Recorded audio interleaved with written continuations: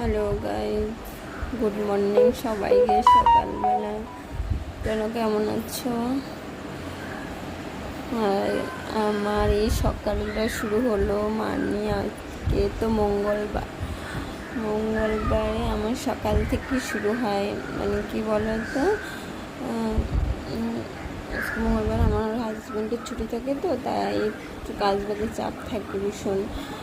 আর আমি স্নান করে এসে সিঁদুর টিঁদুর পরে নিলাম। পরে এবার আমি রান্নাঘরে গিয়ে দেখলাম আমার আমার ভাসুর মাছ এনেছে, কাতলা মাছ। তাই বললো যে পেটিতে ভাজা করবে, সকালবেলা ভাত খাবে।